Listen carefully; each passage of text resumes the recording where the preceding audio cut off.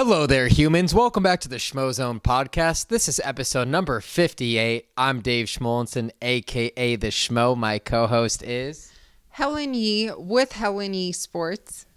And we are back here in Las Vegas at the temporary Schmozone studio. But the real Schmozone studio is coming along nicely. And like I've mentioned before, and Helen's mentioned before, it is well worth the wait. Yeah, so thank you for kind of traveling with us in a way, whether we've been on the road, right? Like last week we were in Philadelphia, and then the week before in Budapest, and then now back in our Schmozone. Our Schmozone. We got a great show today. We have the outspoken Paulie Malignaggi, the former boxing champion, the broadcaster. He's always got a lot to say. We'll play that shortly, but let's talk about today's sponsors. Today's show is brought to you by Egg Weights. I love these things. They mold right to your hand. They got the grips, which are fantastic. This one's about 1.5 pounds, and they're great for shadow boxing, exercise, for hiking. And hey, we just celebrated the 50th anniversary of Joe Frazier, Muhammad Ali, the first one, and it's boxing. We have Paulie Malignaggi. Why not have Egg Weights? Very well said. And why not get your own egg weights if you haven't yet? I mean, they are a game changer, like David said. It's also good for, and I mentioned before, like P90X. I still use them. It's great just to do any type of exercise with having weights in your hand, and ones that aren't like bulky where it's going to like be a distraction for you.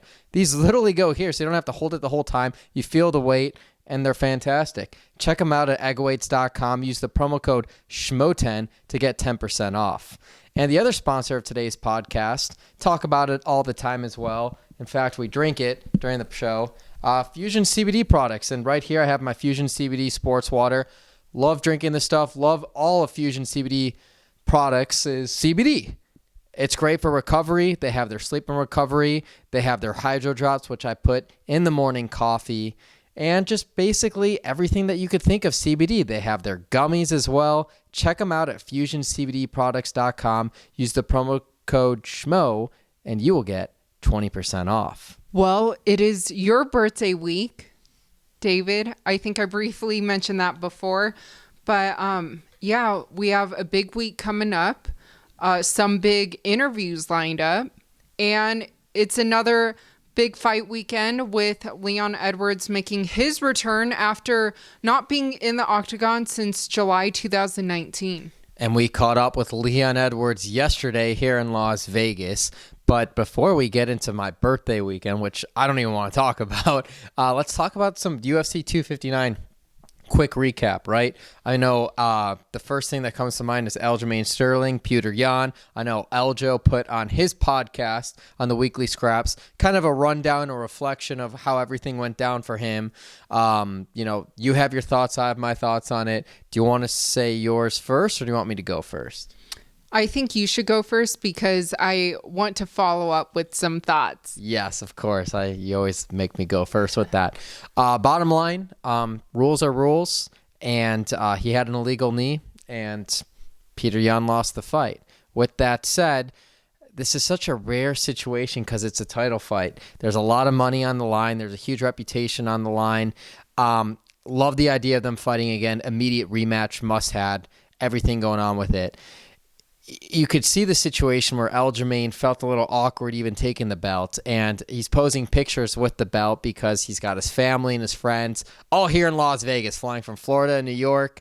Everyone expecting him to just come home and have this great celebration, and then with the way the fight ended, it kind of dampens the mood and everything like that. This is the best case scenario for Aljamain Sterling in the sense that he was losing this fight. Petr Yan was going to win this fight. Aljo wins this fight. He gets the money. He's going to get to rerun it back with Petr Yan. He's going to have to go back and look at the film and see everything where he's going to correct himself. But at the same time, Petr Yan, he's got to have confidence going back into this rematch. And if you're Petr Yan, you got to feel pretty good about it.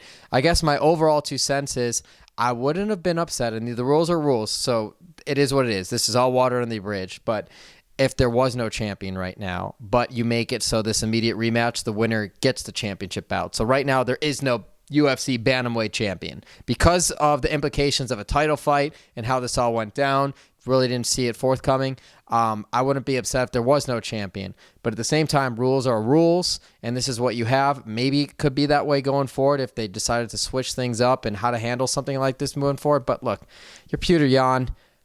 You need him with his knees on the ground. It's against the rules. We've seen this before. It's not the first time it's ever happened in the UFC. Heck, I even brought this up with Leon Edwards because his first professional loss, he was disqualified for something very similar in a fight that he was winning, and he was disqualified and got the loss. He even understands. So anyways, that's just my overall 2 cents, but it was a great night, a fantastic night. Probably the most stacked fight we've ever seen in person. Fight card. It was amazing from top to bottom. And as far as what you said, I can see where you're saying where you wouldn't have been upset if no one walked away with the belt. But again, this is such a rarity. This doesn't happen in a championship level fight. You don't expect to see this from the defending champion at this level. So it is what it is. The rules are the rules. But yeah, my 2 cents was, look, no UFC bantamweight champion right now, but this is the match that happens, and the winner gets a vacant UFC bantamweight championship. And at the end of the day, Petr Yan, what he did was illegal. So either way, I mean, he should have known the rules. Yep, rules are rules, and it is what it is. Did you have a favorite fight, though, from UFC 259? A favorite fight? Man, you know what? I would say the main event. Jan Blachowicz and Israel Adesanya. I know we got a chance to catch up with Jan after he weighed in and obviously the day before he fought. But I thought that fight was really good, even though he went in as an underdog once again. But I think he probably proved to everybody now to stop counting him out. And the way also that Israel handled his first pro MMA loss, like, I've always had so much respect for Israel, but my respect level for him gained that much more after seeing how he was and how complimentary he was of losing to Jan. And you nailed it right on the head. He always says, keep that same energy, keep that same energy. Well, guess what? Israel 100% walked and talked exactly what he preached. And he kept that same energy in the post-fight press conference. You wouldn't even know if you didn't watch the fights if he was the loser of the fight, because he was the same person, very charismatic. He took the time and he held his head high, and that's why he is a champion. And don't forget, he's still the reigning, defending middleweight champion of the world. What was interesting, too, is he's not going to rule out fighting again at light heavyweight. And I imagine if we see him again, not if, but when we see him again at light heavyweight, he will make the necessary changes. And for everyone who thinks they're just going to be able to grapple with Izzy, it's a little bit different when there's a 20-pound difference in the middleweight division and light heavyweight division. So I think Izzy will bounce back just fine. And I was very, very impressed with that. And by the way, I was very, very happy that Jan Blachowicz kept his promise and the Schmo got to touch the bracelet with the lucky rope. That was cool. It was. I filmed it. Have you noticed any powers yet? Or maybe the Schmo will develop some of that legendary Polish power. It will be useful in the future. Hint, hint. Legendary Schmolish power? Schmolish power. Look at Helen just making the good rhymes here, the good basis. Also, because yesterday was International Women's Day, I have to say, in that co-main event, Amanda Nunes proved once again she is the GOAT. And I think even overall, one of the GOATs, right? That's right. And actually, yesterday, that's why I did a Schmozone quickies with the girl who called her out, Juliana Pena, in the bantamweight division. She was fired up. She was ready to go. Both mothers talking about International Women's Day. And, International Women's Day, got a great photo of you on Instagram that I posted on the story, and it was great. And that was a good time. Yeah. Well, let me ask you, what was your favorite fight besides the ones that we spoke about at UFC 259? I also have to add Kai Kara France. His comeback. Well, Kennedy's comeback over Carlos Ulberg. The prelims, I think, stole the show, but Kennedy, what he did, just taking punches when he was defending, he was covering up and Ulberg was throwing shots, and then, man, he pressed him against the cage, and now that striking battle was amazing to watch, and, shout out Fortis MMA. Yeah. That was Safe Sahood, and I believe Uriah Hall was in his corner too. Shout out to those guys. He kept his composure, and that was a clinic that he put on with those combinations to get the win. That was my favorite fight. Yeah, there were so many great ones and performances. Uros Medic, forgot about him too. That kid at the lightweight division will be a problem. He's from Serbian, was training in Alaska, just moved to recently his camps, King's MMA. Rafael Cordero. I mean, they got Marvin Vittori, Kelvin Gastelum in there. Chris Cyborg trains there. He's training with killers now. That kid is a problem in the lightweight division. Remember that name. And speaking of that lightweight division, what about Islam, right? Islam dominated the way he said he would dominate. Habib, look at him jumping up as the cheerleader, as the coach in the corner. Man, I look at that team and Coach Javier Mendez, the formula that they have going on there. It's like in a way they're building that New England Patriots, Bill Belichick-like dynasty. That's how I feel when I see those guys, comparing it to the NFL, which is a huge sport of football, American football. Love watching it. Love covering it. So that's my comparison. I feel like that team is like the New England Patriots until Tom Brady left last year and won the Super Bowl for the Tampa Bay Buccaneers. Well, also hard to argue with you on that. But Dominic Cruz back in that win column. Interesting call out afterwards. Don't really want to touch on that, but nice to see him back with the W. Absolutely. The older guys still have it. That's my takeaway. And, he's in his mid-30s. Jan Blachowicz is 38. You pointed that out to me yesterday.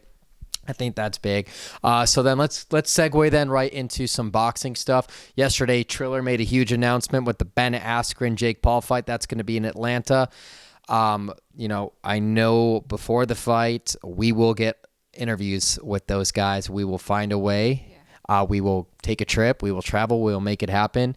And that's why I'm excited to talk to this guest, Paulie Malignaggi. We always have colorful interviews. I have not interviewed him as myself, only as the Schmo, but he only gives great interviews to us, right? Yeah, absolutely. Can't wait to talk to Paulie. And then lastly, I will say, because earlier we touched on interviewing Leon in his fight this weekend and his opponent, Belal Muhammad. Yep, interviews. I'm not sure if you're watching this, the Belal Muhammad interview will be up or not, but stay tuned if it isn't. And I'm just excited. March 13th fight card. Yes, it is on my birthday. You brought that up. No better way to spend my birthday than inside the Apex watching a great fight card. Yes, doing what we love and covering what we love. With the person I love. So let's get right into it. Episode 58, the Schmozone podcast with Paulie Malignaggi.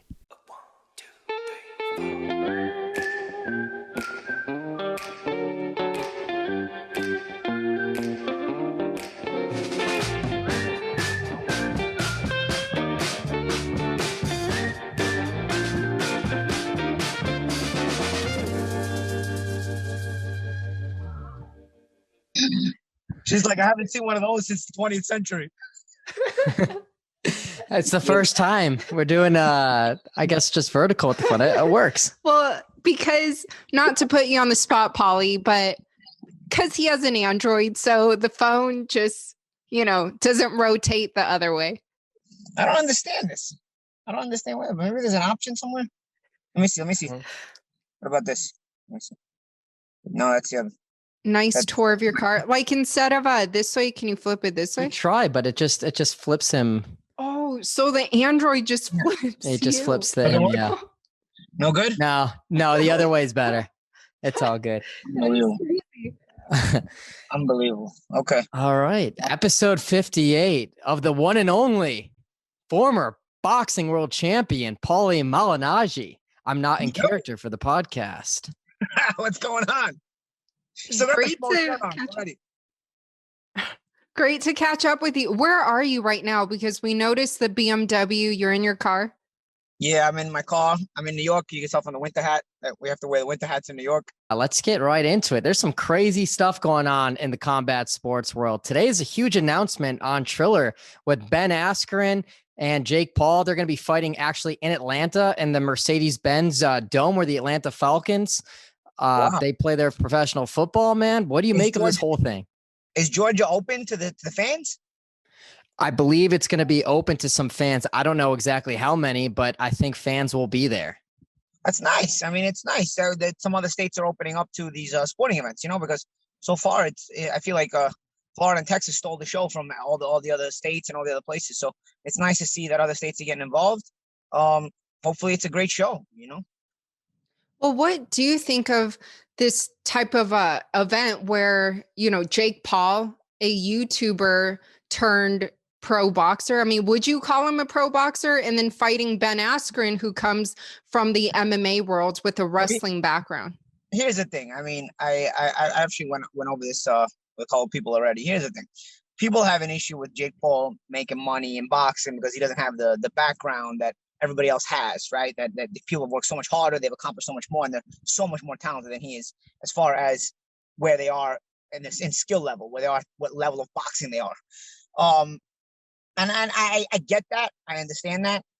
It's sometimes unfair to think that somebody who dedicated their whole life to boxing, he's not making the same money as a guy who just arrived on the scene. I get that, and I understand where that's coming from because I obviously you put in a lot of work to get compensated for what you do. But the other side of this is, if you're generating all the money, you're putting the asses in the seats, and you're getting all the TV ratings, you're the one who's got to get paid. Because if somebody puts on a show and you bring in all this money into it, somebody's going to get that money. And if it's not you, it's going to be somebody who's not deserving of that money. So the only problem, if there's a problem, is with the fans who watch it then. If that's the problem, then if you don't watch it, these kind of shows can't generate that kind of money. So obviously there is enough appreciation for it to where the money shows up. And if the money shows up, then Jake Paul has to get this money because it's because of Jake Paul that it's happening. And that's the issue people have to understand. I get that he's not as talented, he's not as high up on the pendulum as somebody who's dedicated their whole life and is world class and all that. I understand that completely. But if he doesn't get the money, if whoever's putting on the show gets the money, the promoter gets the money, somebody gets the money, it's still wrong. It's wrong. It's not like just because Jake Paul brings in all this money and you don't pay him what he's bringing in, that somebody else more deserving, quote unquote more deserving, is going to get it. The promoter will just get the money. You know what I'm saying? To me, not to bring politics into it, it's like when people who aren't making a certain amount of money are happy that the rich get taxed. Like, yeah, that's what they get. You make like that's going in your pocket. That's going in the government's pocket. You know what I'm saying? You're not getting anything out of it. You never get anything out of it. So when the money has to go to the right place, it's got to go to the right place. And I feel like if Jake Paul is the one generating this kind of money, then Jake Paul deserves this kind of money because it's either going to be Jake Paul or it's going to be the promoter putting on the show that's going to get the money. Nobody else is going to get that money, but it's going to go in somebody's pocket. So for me, it's got to be in Jake Paul's best interest to get the money. If he stops generating money, then that's, the people, then the fans will speak that way. They don't watch, but obviously they watch. So there's not a problem. I don't have a problem with him making this money. Now, does he have to raise his level of game? I mean, Jake Paul is kind of stuck in kind of the middle here because he's not just your average celebrity anymore, right? He's good. He's learning boxing. He's been boxing 2 years. So you can't just put him in with a random celebrity, right? You can't just put him in because he'll end up beating those guys up because they just started boxing. So you got to put him in with somebody who's got at least some kind of experience, So you put him in with a YouTuber like him. So you're both YouTubers. You have no experience. He beats up that guy. And you put him in with a former athlete who wasn't a fighter, but he was a pro athlete. So, and he knocks that guy out. And now you're going to put him in with a former fighter, and that's it, right? I mean, I guess that's kind of going along the line of progress, do we call it? I don't know. So where do you rank rather Jake Paul's boxing skill set right now? He's working with BJ Flores, who's well known in the boxing world. Where would you put his skill set, I guess, in comparison to professional boxers? Listen, I think he's working with a great guy. BJ has always been one of the smarter guys in boxing. I won the U.S. championships with BJ in 2001. He won them in his weight class. I won them in my weight class. So I've known BJ for a long time, and I know he's got a great boxing mind. And he's always had a great boxing mind. Even as an analyst, when he worked for NBC Sports Network, you could see that he had a great boxing mind. So I think Jake is in good hands as far as having not only somebody knowledgeable, but also somebody young enough who can be hip and cool enough to kind of be around him, and he doesn't have to think like, oh, this guy's old fashioned, this guy's all too much of an old timer, because Jake is kind of a new generation kind of guy. So I think the marriage works well. But I think Jake, at the end of the day, is still your average guy who's been boxing 2 years, where a guy who's been boxing 2 years does know some boxing and he's got some skills against an average person, but he's still only been boxing 2 years. You can't really compare him to somebody who's been who's got a more layers to their game. You know what I'm saying? I can remember when I was boxing 2 years. I started boxing in 97. By 1999, I was pretty good, but I still had a lot to learn, but I was already pretty good. So Jake is, I think he's where he should be for somebody who's dedicated himself and has been boxing 2 years. And of course, you mix and match that with the promotional aspect of it that he's able to generate. And of course, you end up with people probably thinking he's better than he is, which is fine as far as his marketability is concerned. But in reality, I think he's where he should be after 2 years. So you can't really match him against somebody too all that dangerous just because you don't like that he's making this money as a boxer when some other boxers aren't. I think Askren is good progression because Askren is technically an ex-fighter now as opposed to just an ex-athlete. He was a great wrestler from what I hear, but his striking was like, I think from what I've seen, like some of the most pitiful in combat sports. So, and you're forcing him to use what he's not good at as opposed to what. So you can technically call him a fighter. Personally, anytime you get knocked out in less than 5 seconds in any fight, you lose the ability to call yourself a fighter ever again. So I don't think Askren can ever call himself a fighter ever again. If you get knocked down in less than 5 seconds, you can never be called a fighter again. Even if you fight, you may be somebody that fights, but you're technically not a fighter anymore because there's no fighters get knocked out in 5 seconds or less like he did. So Jake Paul is fighting somebody now. He went from YouTuber to ex-pro athlete to fighting somebody who fights. He's yet to fight a fighter, but it's progression. Yeah, Ben Askren, he's a world champion and one championship and Bellator. He's an Olympian. Obviously, like you just mentioned, he's not known for his hands. And I can only imagine he's going to try to dirty this thing up, do some dirty boxing, get him in the clinch, put his head down in the back of his head, to tire him out. How do you see this thing playing out? Because, Jake's going to go in there and try to be technical and try to box with him. And Ben's going to try to muddy the waters a little bit. I think, I can see that happening. I just think that Ben still has to figure out how to close the gap. And when you close the gap with boxing gloves on, when you get close enough, you can't grab anything, because you can't grab a hold of anything. So even if you try to close the gap, you still have to figure out how to punch your way in or have a not get punched on your way in. And when you get there, you have to figure out how to make sure there's enough space for you to land damaging blows and you're not just smothering yourself, because, all that rifling and pushing your head down kind of stuff will only go so far if you muddy the water, as long as you're able to score some nice shots, He can frustrate, don't get me wrong. But I still think it's among the most basic things to learn to fight at a distance. I think one of the early things you learn as in your boxing graduation towards higher levels is you learn to box at a distance first. And so I think Jake understands, if there's anything Jake's gonna understand, especially with BJ training him, BJ was a guy who fought at long distance. It's that to know how to maintain and maximize the effect of the shots at long distance. So is Askren going to figure out any creative ways to close the gap? Because you have to figure out a way to close the gap in order to muddy the waters. And I just don't see that. This guy, you saw his reaction with Masvidal when he got kicked in the head. Masvidal just rushed him and all he did was put his head down. If that's your instinct, dude, like you don't have very much fighter's instinct. So I don't rate Askren's chances very good. But like I said, it's progression for Jake Paul, So is it safe to say that if you were to make a bet, you would bet on Jake Paul beating Ben Askren?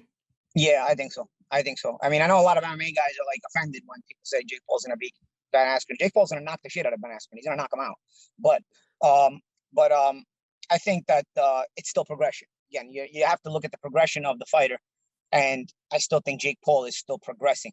Honestly, after this, he probably needs to fight a boxer, but somebody that, you can make some sort of matchup where it's not too dangerous for him. You can't just fight a boxer who's currently fighting. Maybe an ex-light heavyweight type, who's in that, who's kind of in that realm. hasn't fought, but maybe had a reputation, because Jake also needs kind of the other opponent to be kind of known, So I think he can't just go fight a journeyman, because Jake might lose to a random journeyman. Anybody who's boxed might have a chance to beat him. So you still need to put him in with somebody with some kind of recognition, so that just in case he gets beat, it's not totally a shocking thing for people to be like, who the hell is this guy? Yeah, absolutely. But speaking of, and on the note of Triller, they just won the bid to stage the Teofimo, his title defense coming up. And I believe they put in a bid for $6 million, which beats Matchroom Boxing and Top Rank. What do you make of Teofimo kind of hopping on Triller now? It's, if they're paying you, that's what you got. That's what you got to do. You feel very appreciated when you see people be willing to pay that kind of money. They outbid Matchroom and Top Rank combined. I think Matchroom and Top Rank's bid combined didn't match Triller's bid. So that's how much Triller believes in themselves and believes in their ability to market this fight with Teofimo against, let's face it, an opponent who's solid as an IBF contender, but is not very well known to where you would think and your average boxing promoter would pay this kind of money. Now, though, let's not get ahead of ourselves. Triller has to have a good game plan here, because we've seen this before. We've seen a lot of millionaires come into boxing, throwing money left and right, trying to show off how big daddy they are, so to speak, how big Willie style, so to speak, and they want to make a name for themselves. And while in a lot of businesses that impresses people, in boxing, it tends not to be so impressive. It makes the fighters happy for the moment, but in boxing, if you don't have a long-term plan, and you're just coming and throwing money, you just think opportunities are going to present themselves just because you're throwing money around, you're going to lose money. We've already seen that with 50 Cent. We've already seen that with Jay-Z trying their hand at this. They all came in throwing big money around. I remember 50 Cent came in signing Yorkis Gamboa for a lot of money, and Andre Darrell for a lot of money. Then I remember Jay-Z and Rock Nation coming in and signing Andre Ward and Miguel Cotto for a bunch of money. And then that was it. They overpaid for their product. They didn't get what they needed out of it. And then they suddenly tried to pull back and try to do it right. But by then, you made a fool of yourself. Nobody respects you. And the people in boxing that have their foundations now start to surpass you again. You got ahead for a quick second. You sprinted in a marathon. So after a couple miles, you were already behind again, even though you thought you were ahead. So you didn't pace yourself right. So here's hoping that Triller understands this and sees the mistakes of the past of people like this, because Triller seems like an entertainment company, not just a boxing company.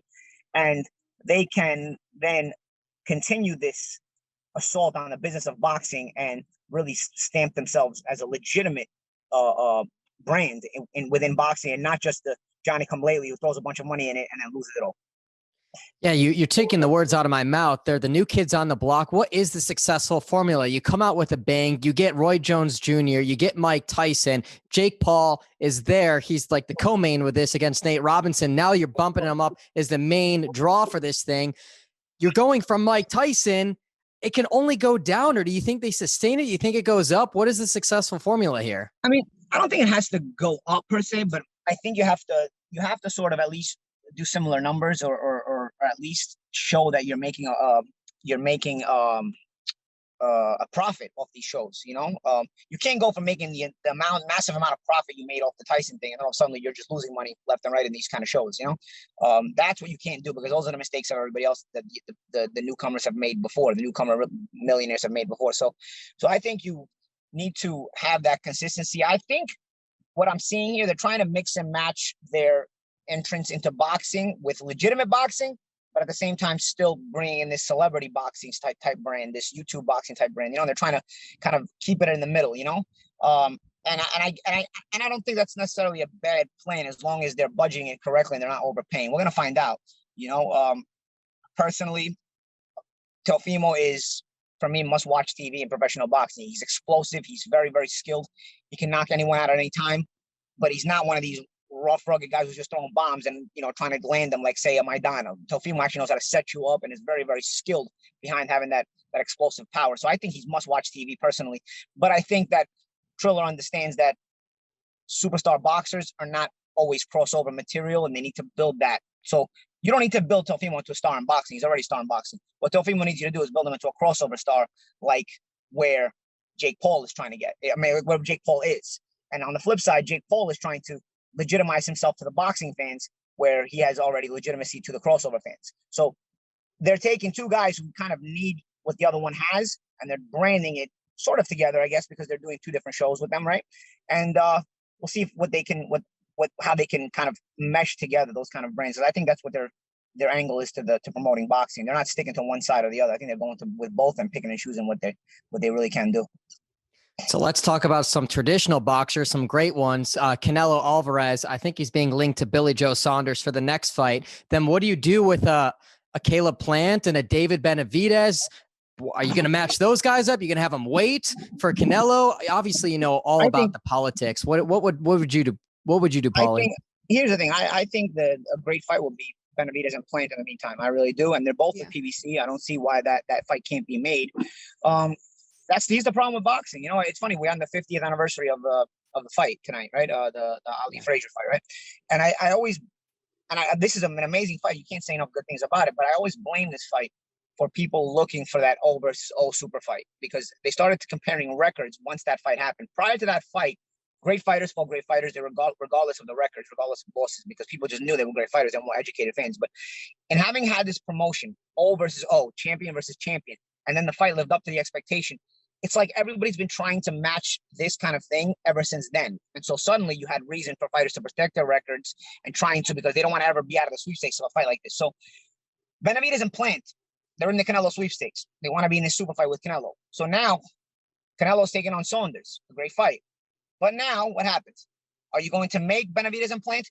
As the promoter, you should make Benavidez and Plant. PBC should make Benavidez and Plant, and because they have both fighters and there's no reason not to make it. But Al Heyman sometimes cares too much about his fighters, in my experience that I've dealt with him. He really wants you to get there, and he's looking at it more from a human perspective than from a sporting and business perspective, you know? So he may actually just keep Benavidez and Plant away from each other, knowing that they're always in the Canelo sweepstakes, because if one knocks the other one off, then you're eliminating one from the Canelo sweepstakes. And that's kind of ruining the sporting aspect of it, even though it's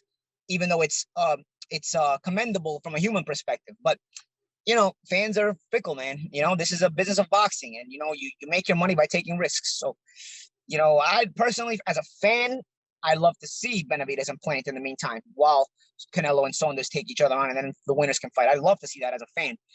Do I have faith in that being the case of happening? No, I don't really have that much faith in it. Well, switching gears a bit, but on the note of Canelo, I was reading reports that Canelo's trainer, Eddy Reynoso, he has offered to train Conor McGregor ahead of his Trilogy fight against Dustin Poirier whenever that does get announced. So what do you make of Conor and Dustin, and did you watch their rematch?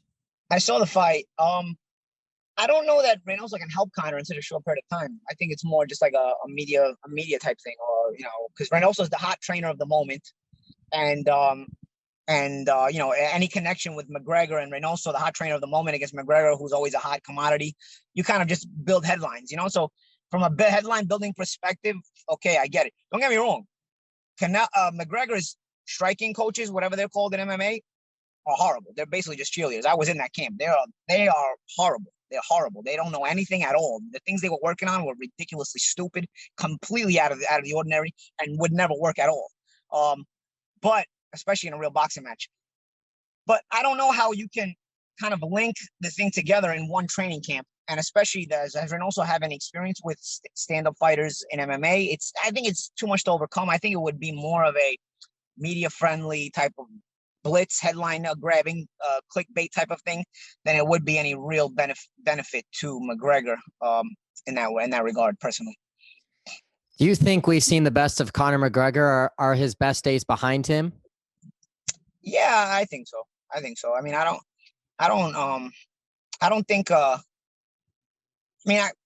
you could ever put him in the great category to begin with. He was a marketable guy who knew how to sell himself well, but I don't think he accomplished enough to really be called great. I mean, you got these guys, you know, you got guys like, you know, George St. Pierre, you know, the original champions like what Royce Gracie was accomplishing, guys like Chuck Liddell who really had the longevity in the sport. You know, those are greats of the mixed martial arts world, you know, and probably some other names that I've not mentioned, Anderson Silva. You know, McGregor spent more time self-promoting, and he did it really good, than he actually did winning. You know, like I just don't see the consistency of a winner there, you know, and and a lot of bad, questionable losses too. Like you got Nate Diaz was partying 10 days before in Mexico, coming in and stopping you. You've got Dustin Poirier, who 3-1 underdog, coming in and knocking you out. You've got, I don't know, it just, looking at the leg kicks, the way he reacted to Poirier's leg kicks, it makes me feel like he was extremely, extremely fortunate to get Aldo out of there early. Now looking at the way he takes leg kicks, or lack of the way he takes leg kicks, because Aldo's leg kicks are absolutely vicious. So, I mean, it makes me realize how fortunate he was to, I wouldn't call it lucky because, Aldo did walk into the punch, but I mean, it was extremely fortunate that he got Aldo out of there early, because it wouldn't have been he wouldn't have needed too many leg kicks to change his mindset. Because if you look at the McGregor-Poirier fight, McGregor's trying to sell him that he's the boss. He comes out at the bell. He's trying to come out at the bell right before the bell even rings. And the referee has to tell him to go back to his corner. He's playing the psychology role there. He's trying to make like he's ready to fight. He's coming right at you. And the bell rings and he gets right in Poirier's face. A couple of leg kicks, and as usual, the bitch comes out of the guy. So I think that it wouldn't have took long for the bitch to come out of him. And in the Aldo fight, had to fight him and gotten to last about a minute, where a couple of leg kicks could have been thrown and landed by Aldo. It's unfortunate for Aldo. It's fortunate for McGregor. Granted, he did what he had to do to make the fight lead up to an occasion like that happening, and then he took advantage of the moment when it presented itself. But nonetheless, I don't think this spells greatness. Solid fighters know how to take advantage of opportunities, but great fighters have longevity. This guy is not a great fighter. I don't think he ever was. So do I think that we've seen the best of him? I don't think the best of him was ever that good, but yeah, I do think we've seen the best of him. Well, when Conor and Dustin have that trilogy, how do you see that one playing out? I don't know. I mean, I think Conor knows what he has at this point. He needs to win. At this point, because Conor doesn't even have the excuse of saying like, okay, you're past your prime. Like, you haven't really been winning a fight in like 4 years. So you were 28, 4 years ago. Now you're 32. These are supposed to be your prime years where you legitimize your legacy. Instead, you spent these 4 years getting the shit beat out of you almost every fight. So it's hard to legitimize a legacy when all you're doing is getting your ass kicked during the years where you're legitimizing yourself, because the years prior to 28 to 32, you're getting there to the championship level. Then from 28 to 32, you're legitimizing yourself as a champion. And then that's where your legacy is really made. So he got to the championship level, but the years where he was supposed to legitimize greatness, I mean, did he really do anything? No, he didn't barely do a thing. He actually did more damage, more negative than positive, but because he's a good salesman and because we live in the idiot generation of mankind, everybody bought into it. But I think he's going to be motivated for the Poirier fight, but I'm telling you, I speak from experience. No matter how motivated you get, once your mind is not in the sport completely, once you take a couple of hard shots, you don't react to them the same way. Not to say that you start wobbling, but you just don't like the feeling anymore. You just don't like the feeling of going through the pain anymore. And I don't think McGregor ever had this to begin with, because let's face it, he quit against Nate Diaz before any greatness was any ultra greatness was ever thrown on him to begin with. He was already quitting in the Diaz fight, where he still had a lot to accomplish, and he had no problem quitting in the Diaz fight. Anything afterwards to say, okay, he made a lot of money, this and that. But before the Diaz fight, nah, man, you still had a lot to accomplish, and you knew it, and you still decided to quit. So I think the bitch was always there in him. So if the bitch was always there in him, I don't think it's gonna take a lot to take him there again, no matter how hard he wants to stay motivated. Because now, as you get older, you want to deal with less negativity in a fight. You don't get older and get hungrier. You get older and you kind of mellow out and you kind of fade away into retirement. So no matter how much you convince yourself, I'm telling you. So he may be all motivated and ready to go here, but a couple of good leg kicks again, maybe a good shot by Poirier, just Poirier cementing himself in early in that fight, or doing something in that fight where he can overcome some kind of maybe early advantage McGregor has. And I think McGregor, the doubts will creep in again, and you're going to see him do what he always does or look for a way out of the fight. So I don't know. I mean, unless you get a fight for McGregor where he's able to dominate it without controversy, I don't see McGregor ever overcoming negativity. I've never seen it, and I don't see it any in this fight. So if he can get Poirier the advantage over Poirier early and keep that advantage, okay. Typical bully mentality. As soon as you punch him in the mouth, he's looking for a way out of the fight. He's a front runner. The last time we saw you in action was BKFC. You crossed over from boxing there. Someone who crossed over from MMA into BKFC recently was Paige VanZant. She didn't get the result she was looking for. You didn't get the result you were looking for. What advice would you give to her moving forward? And did you see some good skill set out of her in her debut?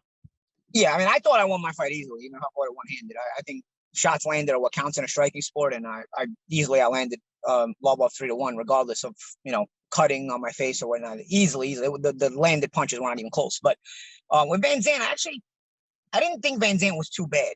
I think VanZant was kind of lost in the mix because she's learning this boxing style when she's used to the MMA style, right? So VanZant had a nice little window, so to speak. She had a nice little stance, good balance, solid fundamental footwork.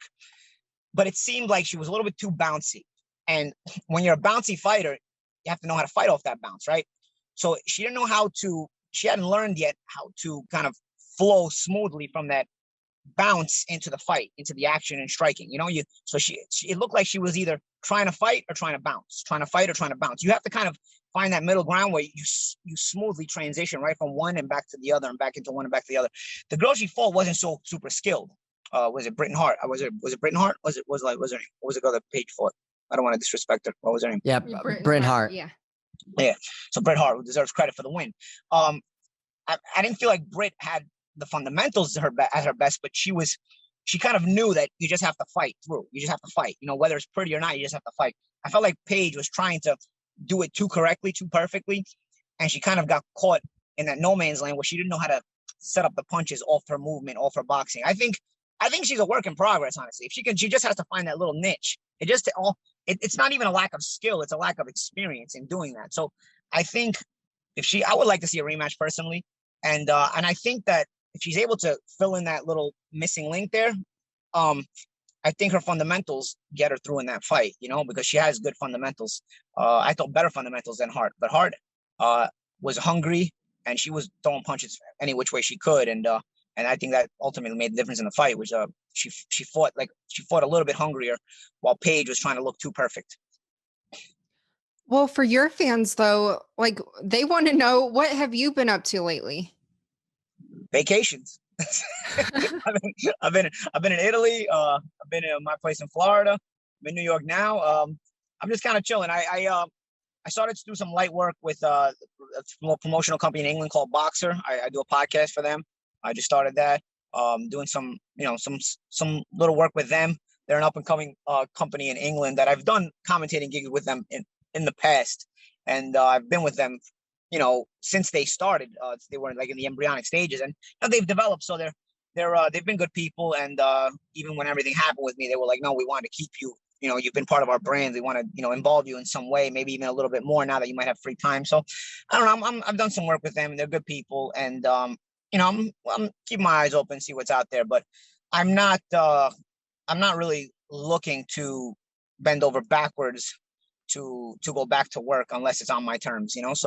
So if it doesn't happen, it doesn't happen. People ask me all the time about commentating and whatnot, but if you're looking for commentating skills, then you got them with me. But if you're looking for somebody who is going to commentate for you and then also share your personal opinions of certain things that have nothing to do with boxing, well, then you got the wrong guy. You're trying to buy me, and I can't be bought.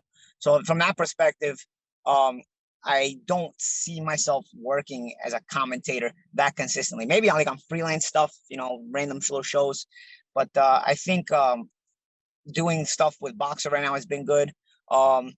Actually, BKFC has caught up to my attention as well. To fight Luis Palomino for the title, for the championship. Which, listen, BKFC paid me well, and obviously I think they would offer me good money again, but it would have to be more than money. It would have, and Palomino has a championship, so for me to be able to kind of add that feather in my hat, if the deal can be worked out right, I'm open to that as well.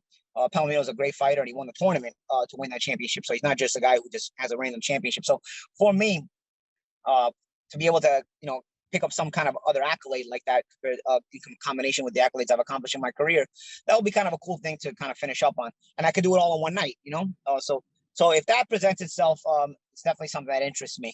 Other than that, like I said, I'm not bending over backwards to do anything. I'm probably looking to exit combat sports altogether in the next couple of years, and whether that be boxing, commentating, fighting, or anything, I'm probably looking to exit the entire scope of that together. But that is all hinging on, of course, some other moves I've made out of the ring. Where if they work out financially, I'm set, and then and then I don't have to worry about working for anybody.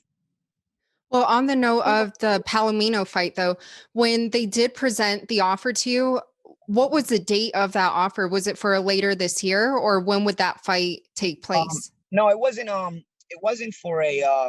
It wasn't for a date. There was no date set. It was just Early discussions.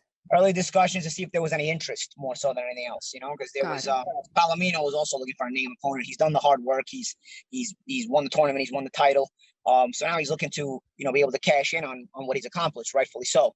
So he was looking for a fighter that can generate more attention to the fight, and the fight can be built around. So I get where they're coming from his end too. So that's why it was presented to me if I would be willing to consider it. So yeah, that's where it was. There was no date or anything. It never got that far into discussions because I still have to think about it. I need a formal offer, and I need to see if I can schedule the training camp time, which now I probably could since I have more time on my hands, not working so much, But we'll see. It's not anything that is written in stone or something that guaranteed to happen. There still has to be a lot of steps that would have to progress if that was to happen. And in the meantime, I'm also working on other things. So who knows? If something else happens that keeps me busy, then that kind of goes off the table. But again, the Palomino fight interests me for the specific reason that it would be for the championship, and that would be a cool thing to try to accomplish to kind of close out my combat fighting career. So we should kind of put that out there, right? That you're so interested in that. Yeah. You guys can put it out there. Yeah, it's not a problem at all. I've spoken to Dave Feldman. I've actually been approached by Celebrity Boxing as well. Celebrity Boxing actually wanted my permission to try to sell me as the next guy on the Jake Paul hit list, But I was like, I don't know how that works. He's kind of like a big guy, I don't know if that's going to get sanctioned. And they were like, well, it's if you have he's kind of progressing, so you're like a retired fighter. You weren't a big knockout puncher, so it's not a risk to hurt him too badly. But at the same time, you have legitimacy as a champion, but you're smaller, so he's bigger, so there's advantages for both sides, and it can be sold. So I was like, I guess, but I don't know. I don't know that Jake is yet ready to fight a real legitimate, even ex-boxer. I think he's kind of got to progress where he's going, But I think he's got a smart team around him because the choices they've made as opposition have been really, really astutely chosen, both from a promotional standpoint and from an ability standpoint, Well, his brother Logan's trying to fight Floyd, and that thing's getting put off, and eventually it's going to happen, we think. There's no weight divisions there. We're talking like 50, 60 pounds between the two guys. Yeah, I know. And I guess I guess you have to kind of legitimize the fight in some way. So that's how you legitimize the fight between there's the massive skill set difference. So you legitimize it by, hey, one guy's a lot bigger than the other one, And I guess these state athletic commissions would probably still sanction it because of the fact that there's a massive skill set difference, but the weight maybe would make up for that, The weight difference will make up for that in the weight difference in the other direction. So I don't know. I mean, like I said, these are just things. Things pop up on my lap, and they're to be considered and whatnot. You have options, and that's never a bad thing, right?